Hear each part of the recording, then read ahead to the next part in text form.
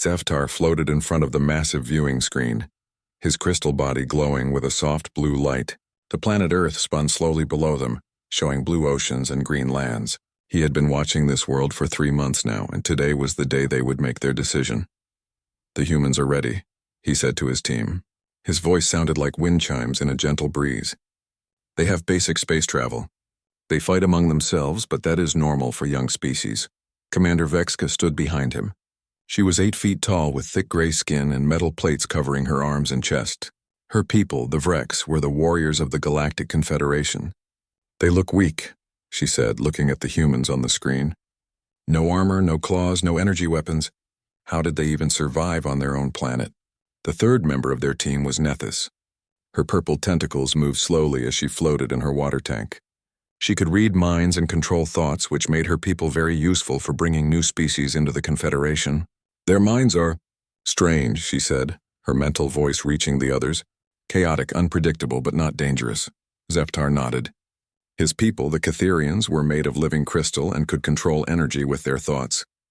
They were the scientists and leaders of the Confederation. "This will be our 437th species to join us. The humans will be grateful, just like all the others." The Galactic Confederation had been growing for 1 million years. They found new species, showed them their power, and welcomed them into their great family. Every species had their place. The Catherians led and studied. The Vrex fought and protected. The Nethys controlled and guided. Hundreds of other species worked, built, and served. It was a perfect system. Every species knew their role. There was peace across the galaxy. "Look at their wars," Commander Vexka said, pointing at the screen. It showed human soldiers fighting with simple guns and vehicles. They shoot little metal bullets at each other.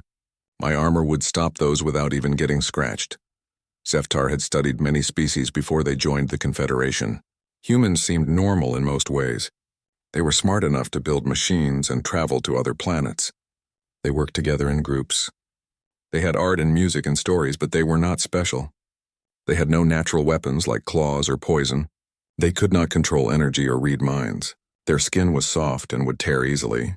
They were not very strong or fast compared to most galactic species. "Their technology is basic," Zeftar said, reading from his notes. "They use chemical rockets to leave their planet. They have simple computers. Their weapons use explosions and metal projectiles. Very primitive." Nethys made a sound like water bubbling. "I tried to read their military leaders' minds. They think about war differently than other species. Most species fight to survive or to protect their territory. Humans seem to enjoy it. Enjoy it?" Commander Vexka laughed. "My people love to fight too. There is honor in battle." "No, not like that," Nethys said, her tentacles moving faster. "Vrex fight for honor and glory. Humans fight like they are solving a puzzle. They study their enemies. They try new things. Even when they are losing, they keep watching and learning." Zeftar made a note in his crystal memory. This was interesting, but not important. Many species had strange habits. "Have you seen anything that would make them dangerous to the Confederation?" All 3 aliens looked at each other and made sounds that meant no in their different languages. The truth was that humans did seem weak compared to other species in the galaxy. A single Catherian could control enough energy to destroy a human city. One Vrex warrior could fight 100 human soldiers and win. A Nethys could take control of human minds and make them do whatever she wanted. But there were things about humans that the aliens did not understand. On the screen, they watched a human military exercise. Soldiers were practicing an attack on an enemy base. What the aliens saw was crude and simple. The humans ran forward, took cover behind rocks and trees, and shot their basic weapons. What they did not see was how the humans shared information instantly. Every soldier knew where every other soldier was. When one team found the enemy's weak spot, all the other teams knew about it in seconds. When the enemy changed their defense, the humans changed their attack immediately. The aliens also did not notice how the human soldiers kept fighting even when they were hurt. In most species, when a warrior was wounded, they would retreat to heal. Human soldiers would tie cloth around their wounds and keep fighting until they could not move. And the aliens missed the most important thing of all. While they were watching this exercise, the humans were also watching them. Dr. Marcus Webb sat in a secret military base deep underground. He was a scientist who studied behavior and psychology. For 2 months, he had been watching the alien ship that was watching Earth. "They've been up there for 93 days, he said to General Harrison. "They're studying us, but they're not hiding very well. We've learned a lot about them, too." General Harrison was an old soldier with gray hair and scars on his hands. "What do you think they want?" "Based on their behavior, I think they want to recruit us," Dr. Webb said. He showed the general pictures of the alien ship. "Look at their technology. It's very advanced, but it's also very predictable. Everything is built for efficiency and order." "Is that bad?" Dr. Webb pointed to charts and graphs on his computer screen. "General, in the last month I've watched them scan 27 different human military bases. They always scan in the same pattern. They always take the same amount of time. They never change their approach, so they're used to studying species that don't change. But humans adapt constantly. Look at our military technology from just 50 years ago compared to today. Look at how we've changed our tactics in every war we've ever fought." The general looked at the pictures of the aliens. "Do you think they're hostile?" Dr. Webb was quiet for a long moment. "I think they believe they're being kind. But kindness from a position of power isn't really kindness. It's control." Back on the alien ship, Zeftar was preparing his final report. "The humans show typical patterns for a young species," he wrote. "They have reached basic space travel capability. They demonstrate pack cooperation and tool use. Individual physical capabilities are below galactic average. Mental capabilities are adequate for simple tasks." He paused and added one more line. "Recommend standard integration protocol. No special precautions necessary." Commander Vexka was cleaning her weapons and thinking about the upcoming first contact. She had done this many times before. They would appear in the sky, demonstrate their power, and the new species would submit. Sometimes there was a little resistance at first, but it never lasted long. Nethys was practicing her mental control techniques. She would need to influence the human leaders to accept their place in the Confederation. It was always easier when the new species understood that resistance was pointless. None of them realized that they were about to meet something that had never existed in their galaxy before. A species that had evolved not to hide from predators, but to hunt them down. Tomorrow, the Galactic Confederation would make first contact with humanity. They expected it to be routine, just like the previous 436 times. They were very, very wrong. The alien ships appeared over Earth's major cities at exactly noon, Greenwich Mean Time. They were beautiful and terrifying at the same time. Each ship was 3 miles long, made of what looked like living crystal and metal that seemed to flow like water. Captain Sarah Chen stood on the deck of the orbital station Luna Prime, watching the largest alien ship position itself between Earth and the Moon. She was the commander of the Terran Defense Force, and today was either going to be the best day in human history or the last. "Captain," her communications officer called out, "we're receiving a transmission on all frequencies." The main screen flickered and Zeftar appeared. His crystal body glowed with soft light, and when he spoke, his voice was translated into perfect English by their technology. "Greetings, people of Earth," Zeftar said. "I am Zeftar of the Catherian Council, speaking for the Galactic Confederation. We have watched your species and determined that you are ready to join our great alliance of worlds." Captain Chen listened carefully. The alien's words were polite, but something about his tone bothered her. He sounded like an adult talking to a child who had just learned to walk. "We bring you the gift of advanced technology, peaceful cooperation with thousands of species, and protection from the dangers of the galaxy," Zeftar continued. "In return, you will contribute your unique abilities to our Confederation and accept guidance from species who have traveled the stars for millions of years." The transmission ended, and Captain Chen's bridge fell silent. Finally, her science officer, Dr. Kim Rodriguez, spoke up. "Captain, did he just offer to let us join their club if we do what they say?" "That's exactly what he did," Captain Chen replied. "And notice how he didn't ask if we wanted to join. He told us we were ready to join." 3 hours later, Captain Chen found herself in a shuttle approaching the alien flagship. She had been invited to discuss the terms of Earth's integration into the Galactic Confederation. With her were Dr. Marcus Webb, General Harrison, and Ambassador Lisa Park from the United Nations. The inside of the alien ship was as impressive as the outside. The walls seemed to be made of flowing energy, and the floors felt solid but looked like they were made of light. Zeftar met them in a vast chamber that could have held a football stadium. "Welcome aboard the Harmony of Stars," Zeftar said, his crystal body pulsing with different colors. I am pleased to begin the integration process. Captain Chen stepped forward. Before we discuss integration, I have some questions. Zeftar's light dimmed slightly. In his experience, new species usually spent the first meeting asking about the wonderful technologies and opportunities that awaited them. They did not ask questions, of course, he said carefully. What would you like to know? How many species are in your confederation? Captain Chen asked. 436, soon to be 437 with your addition. And how are decisions made? Zeftar explained the system. The Catherians provided leadership and scientific guidance. The Vrex maintained order and defense. The Nethys managed communications and mental coordination. Other species contributed according to their abilities. I see, Captain Chen said. And what happens to species that choose not to join? The question hung in the air like a bomb waiting to explode.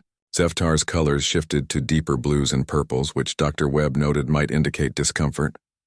All species benefit from joining the Confederation, Zeftar said slowly. We have never encountered a species that chose to remain isolated when they understood the benefits. That wasn't my question, Captain Chen said calmly. I asked what happens to species that choose not to join. Commander Vexka stepped out of the shadows. Her massive gray form made the human delegation look like children next to an adult. Species that cannot see the wisdom of cooperation sometimes require education, she said. Dr. Webb felt a chill run down his spine. Education? Nethys floated forward in her water tank. We help young species understand their place in the galactic community, her mental voice said in their heads. Sometimes this requires adjustments to their thinking. Ambassador Park spoke up for the first time. Are you saying you force species to join you? We guide them, Zeftar said, his colors now showing rapid shifts between different hues. Young species often make poor decisions without proper guidance. We have the wisdom of millions of years of peaceful cooperation. Captain Chen looked at her team. Each of them was thinking the same thing. These aliens were not offering partnership. They were demanding submission. We'll need time to discuss this with our leaders, Captain Chen said. Of course, Zeftar replied. You have 72 hours to prepare your integration protocols. As the human delegation was escorted back to their shuttle, Dr. Webb whispered to Captain Chen, Did you notice what they didn't show us? What do you mean? They showed us their beautiful ship, their advanced technology, their peaceful message, Dr. Webb said quietly. But they didn't show us any of the other species they've integrated. Where are they? Why aren't any of them here to tell us how wonderful it is to be part of the Confederation, back on Earth?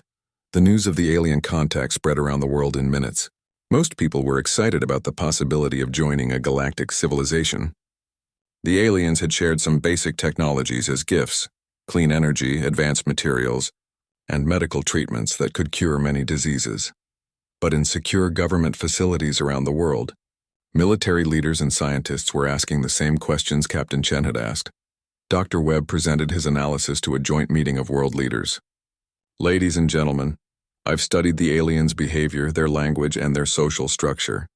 I believe we're dealing with a colonial empire that has convinced itself it's benevolent.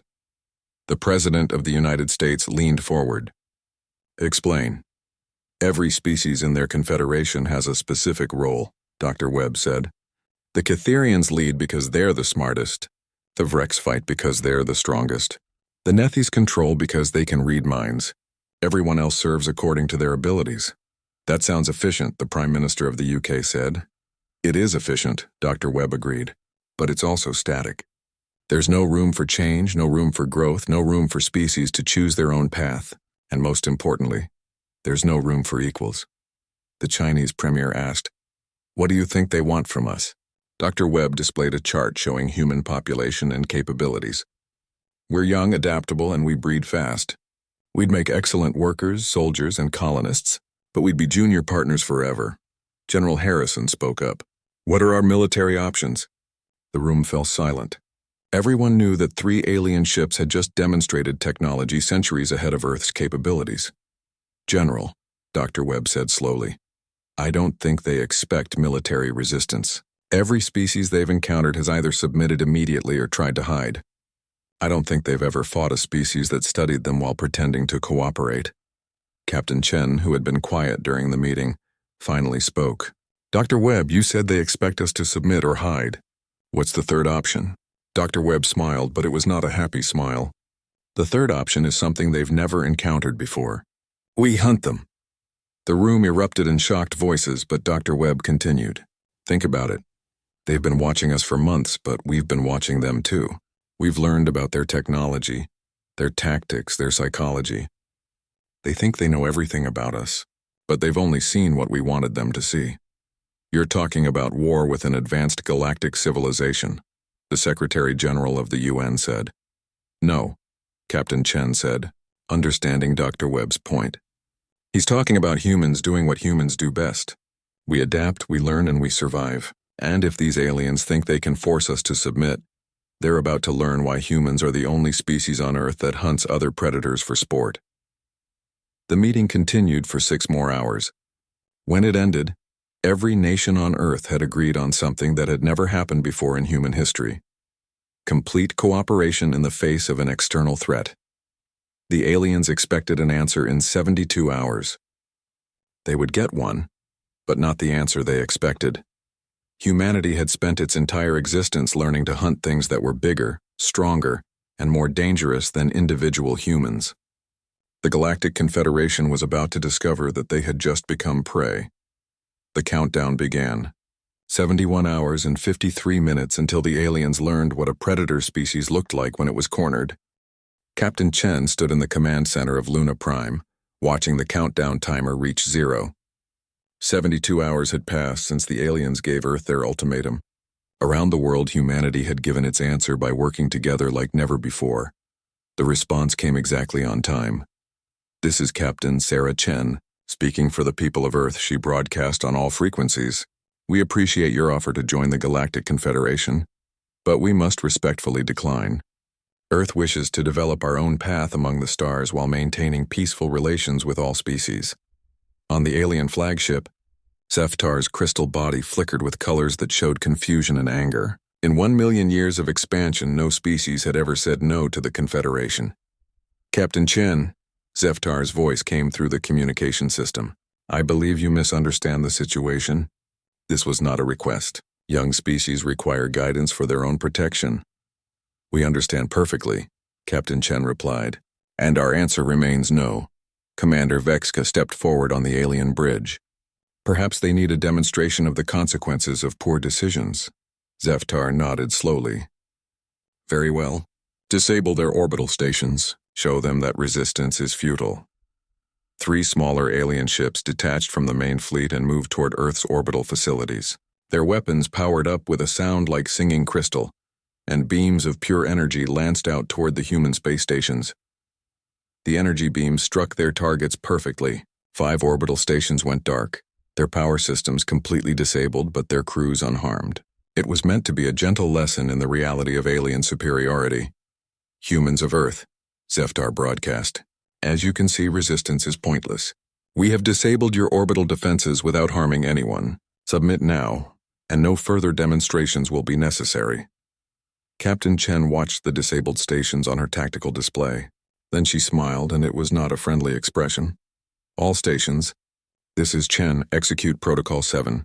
Around the Earth, things began happening that the aliens had not expected.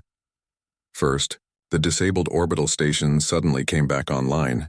The alien weapons had targeted the main power systems, but humans had quietly installed backup systems that the aliens had not detected. Second, civilian ships throughout the solar system began moving with military precision. Mining vessels from the asteroid belt changed course toward Earth. Transport ships carrying supplies to Mars suddenly accelerated toward the alien fleet. Third, every human military unit in the solar system activated jamming systems that made it impossible for the aliens to track them accurately. On the alien flagship, chaos erupted. What is happening? Zeftar demanded. Their stations should be powerless. Netha's tentacles writhed in her tank. I'm detecting massive movement throughout their system. Ships are converging on our position from multiple directions. Commander Vexka studied the tactical displays. These cannot be military vessels. Our sensors show they are civilian ships, miners, cargo haulers, research vessels. What the aliens did not understand was that humans had spent the last 72 hours converting every available ship into a weapon of war. Mining lasers became ship-to-ship weapons. Cargo haulers carried makeshift missile pods. Research vessels had been turned into electronic warfare platforms. Dr. Webb had been right about one thing. The aliens had never fought a species that adapted this quickly. Commander Alexei Volkov led the first human attack. His ship had been an asteroid mining vessel 3 days ago. Now it was armed with modified mining charges and targeting systems borrowed from military satellites. "Remember," he told his crew, "we're not trying to win this fight. We're trying to learn." His ship, along with 5 others, approached one of the alien escort vessels. The aliens detected them easily and prepared to disable them with the same gentle energy weapons they had used on the space stations. The human ships did not try to dodge or run. Instead, they flew straight at the alien vessel while recording everything. The alien energy beam struck Volkov's ship and shut down his main power. But the ship continued moving on backup systems and its sensors kept working. More importantly, it was broadcasting everything it learned to every other human ship in the system. "Interesting," Volkov said as his ship drifted powerless. "Their weapon creates an electromagnetic pulse that overloads electrical systems. Range appears to be limited to about 50 kilometers. Charging time between shots is approximately 30 seconds. He was speaking calmly into his radio while his ship was being captured by an alien tractor beam. "Also note," he continued, "their tractor beam uses gravitational manipulation. Recommend testing with rapid course changes and unpredictable acceleration patterns." The aliens brought Volkov's ship aboard their vessel to examine it. What they found confused them greatly. The ship was full of recording equipment and sensors, but very few actual weapons. It was as if the humans had built their ship to be captured. Meanwhile, every other human ship in the solar system now knew exactly how alien weapons worked, what their range was, and how to counter them. Nethys tried to read the minds of the captured humans, but found something disturbing. Their thoughts were not focused on fear or survival. Instead, they were thinking about tactics, weaknesses, and how to share information with their allies. "These humans think like..." She paused, searching for the right concept. "Like hunters." The word sent a chill through the alien bridge. In the galactic community, there were 2 types of intelligent species: prey animals that had evolved intelligence to hide and avoid danger, and predator animals that had evolved intelligence to hunt more effectively. Every species in the Confederation had evolved from prey animals. They used their intelligence to build safe societies, avoid conflict, and submit to stronger powers when necessary. Humans had evolved from predator animals. They used their intelligence to hunt, to fight, and to turn every encounter into a learning experience that made them more dangerous. "Sir," the alien tactical officer reported, "we're detecting energy buildups from multiple human vessels. They appear to be preparing some kind of coordinated attack." On his command ship, Captain Chen watched as her plan unfolded. The first wave of human ships had been captured or disabled, but they had served their purpose. Now humanity knew how alien technology worked. "All units," she broadcast, "begin Phase 2. The second wave of human ships came from everywhere at once. They had studied the aliens' tactics and found the weaknesses. Ships approached from multiple directions, using unpredictable movement patterns that made the alien weapons less effective. More importantly, they had adapted their own weapons. Mining lasers had been modified to work like alien energy weapons. Missile systems had been upgraded with alien technology that the humans had salvaged and reverse-engineered in just 3 days. Commander Vexka watched in growing alarm as human ships began successfully hitting alien vessels. How are they doing this? 3 days ago, they had primitive projectile weapons. The answer was something the Confederation had never encountered. A species that could learn and adapt faster than their enemies could react. Dr. Webb, monitoring the battle from Earth, explained it to General Harrison. "Every animal on Earth learns to hunt by practicing on prey. But humans are the only species that practices hunting by hunting other predators. We've been preparing for this our entire evolutionary history." The battle continued for 6 hours. When it ended, the aliens had won in terms of ships destroyed and casualties inflicted. But they had lost something more important: their sense of invincibility. Zeftar looked at the tactical reports with growing horror.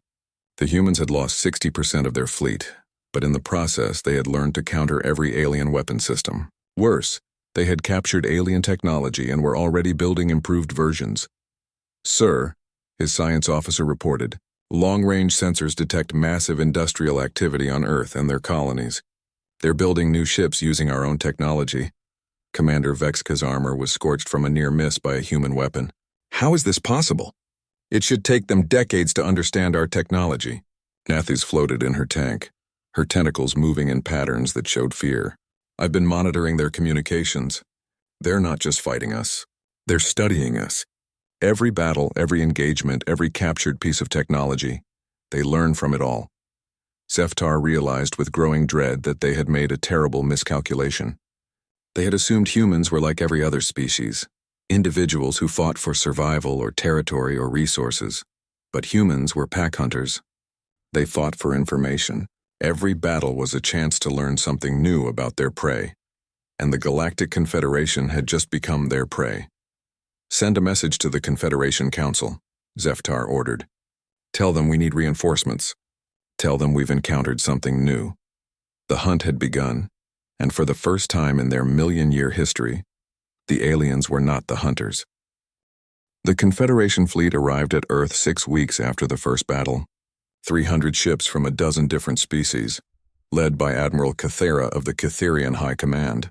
It was the largest military force the Confederation had assembled in 1,000 years. Admiral Cathera reviewed the battle reports from Zeftar's encounter with the humans. According to the data, the primitive Earth species had somehow learned to counter Confederation technology in a matter of days. It seemed impossible. Show me their current military strength, Admiral Cathera commanded. The tactical display showed the human solar system. What the Admiral saw made his crystal form pulse with disbelief.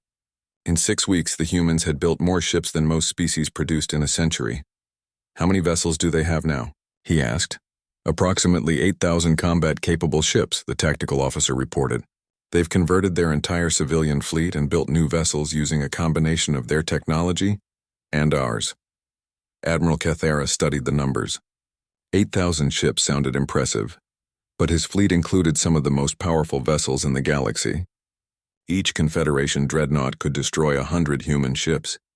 Their tactics appear to be based on swarming attacks, the intelligence officer reported. They send large numbers of small ships against individual targets. The Admiral dismissed this with a wave of his crystal arm. Primitive pack hunting. We will demonstrate the superiority of organized military doctrine. What Admiral Cathera did not understand was that humans had spent 6 weeks studying every piece of Confederation technology they could capture. More importantly, they had been studying Confederation psychology. Dr. Webb had been promoted to Chief of Strategic Analysis. His job was to understand how the aliens thought so that humans could predict their actions.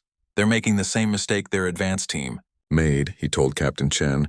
They think we're just another species trying to fight them with superior numbers, aren't we? Captain Chen asked. No, Dr. Webb said, showing her psychological profiles of the alien leadership.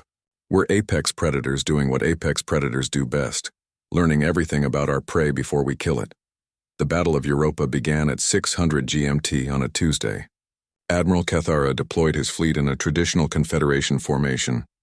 Heavy dreadnoughts in the center, surrounded by escort vessels, with fast attack ships on the flanks. It was a formation that had conquered 400 species over 1,000,000 years. It had never failed. Captain Chen watched the alien deployment from her command ship, the newly built Terran battleship Hunter. Around her, 8,000 human vessels waited for orders. They're doing exactly what our psychological models predicted, Dr. Webb reported. Hierarchical formation, predictable tactics, no deviation from standard doctrine. Captain Chen smiled. Execute plan persistence. The human fleet split into dozens of smaller groups and attacked from every direction at once. But instead of trying to destroy the alien ships, they focused on one thing: gathering data. Human ships would approach alien vessels, scan them intensively, then retreat before they could be destroyed.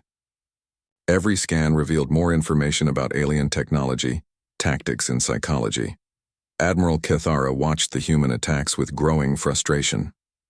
They retreat every time we engage them. What kind of military doctrine is this? His tactical officer looked confused. Sir, they appear to be studying us rather than fighting us. Impossible.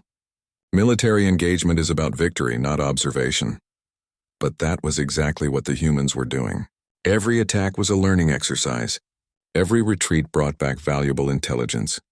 The humans were not trying to win battles. They were trying to understand their enemy completely. Commander Vexka led a squadron of Rex dreadnoughts into what appeared to be a weak point in the human formation. Her ships were built for direct assault, with armor thick enough to withstand anything in the galaxy. The human ships in her path scattered like frightened animals.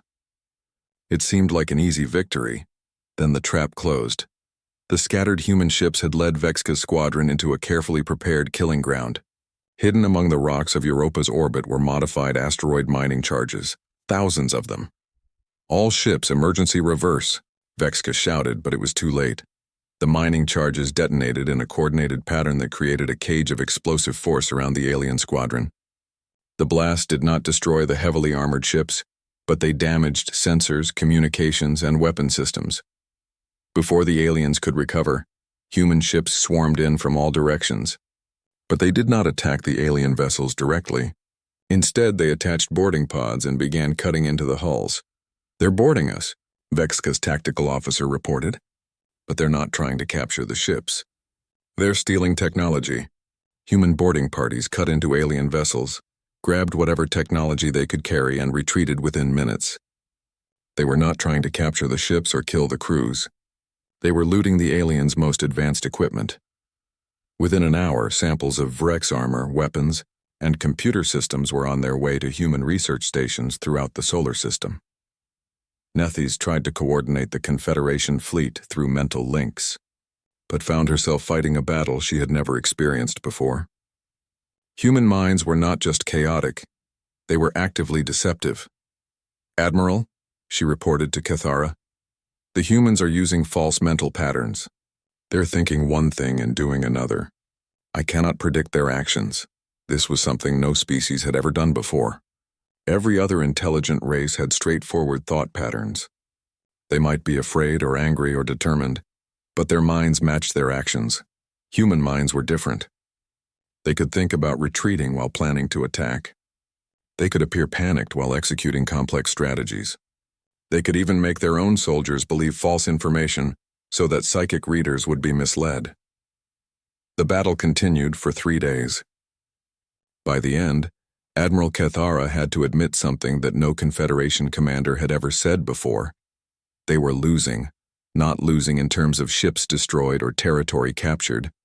The Confederation still had superior firepower and technology, but they were losing the intelligence war. "Sir," his science officer reported, "the humans now have samples of technology from every ship class in our fleet. Long-range sensors detect massive research activity throughout their system." Admiral Cathara looked at the tactical display with growing dread. The human fleet was growing stronger every day, while his own ships became less effective as the humans learned to counter their systems. "How long before they can match our technology?" he asked, based on their adaptation rate. "Approximately 2 months, sir."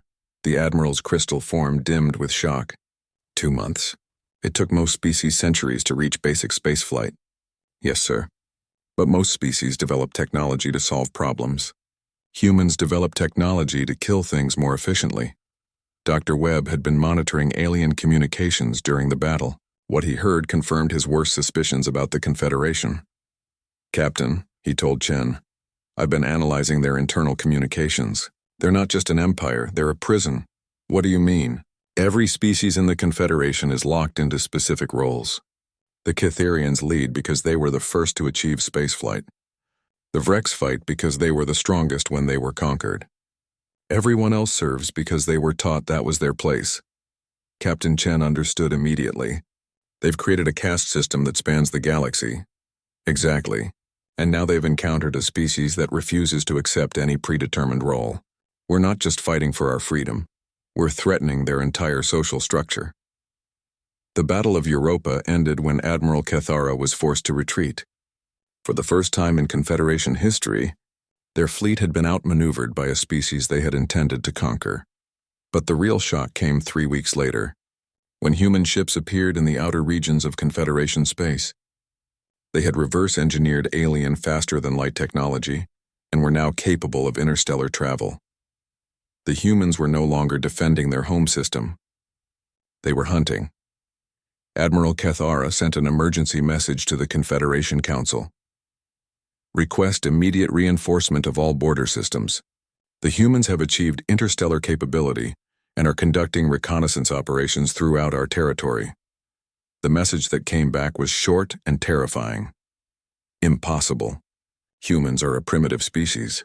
Admiral Kethara looked at his tactical displays, showing human ships operating throughout Confederation space, and realized that his leaders still did not understand what they were facing.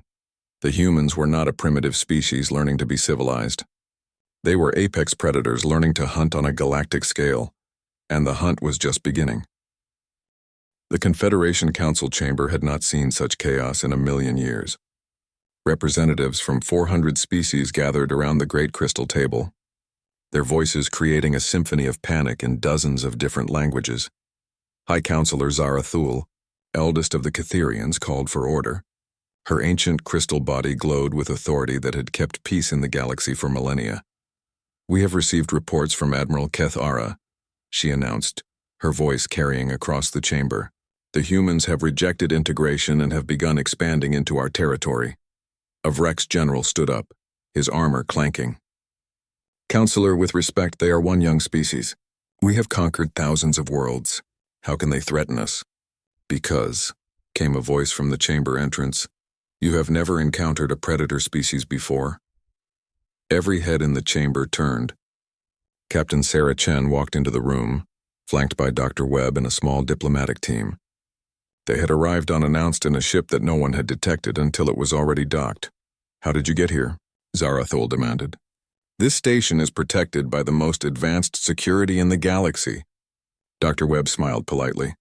"Your security is designed to keep out species that want to hide or run away." "We're not hiding. We came here to talk." The chamber erupted in angry voices. Several species demanded that the humans be arrested immediately.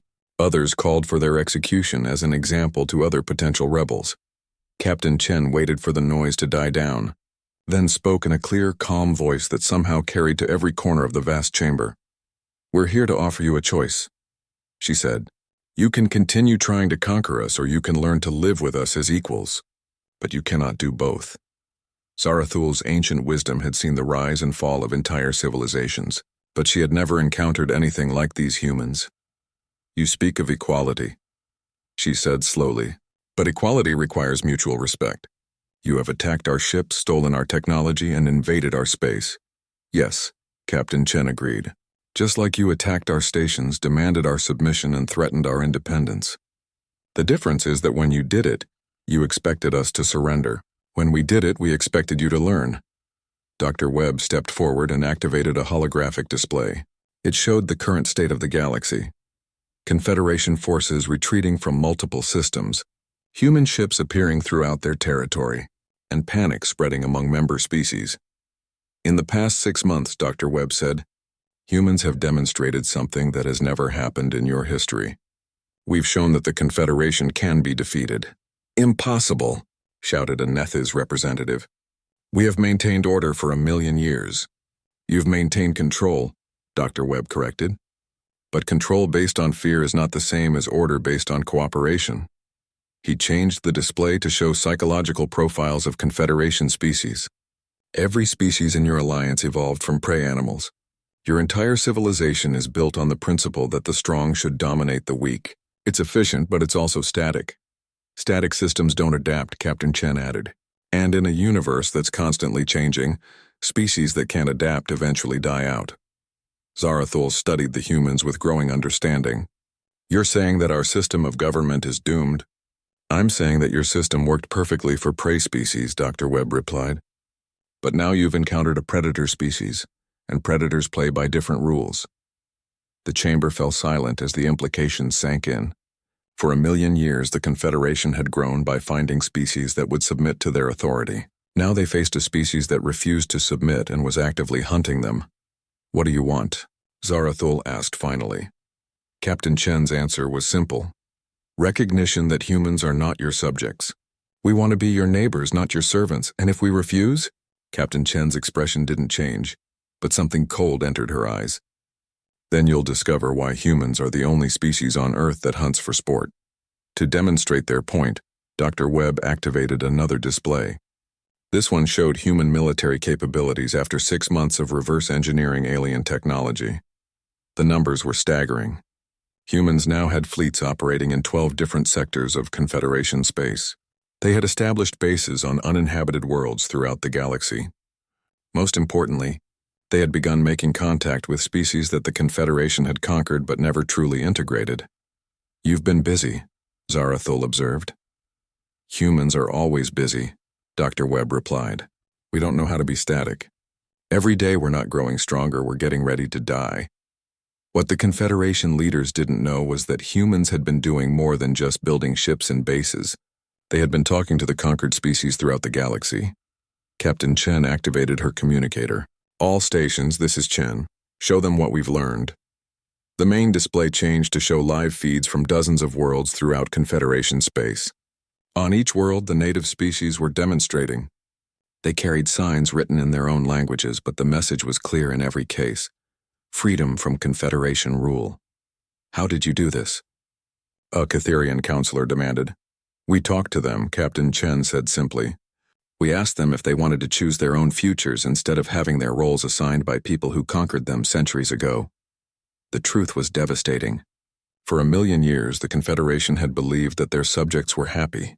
They provided technology, protection, and order. What more could any species want?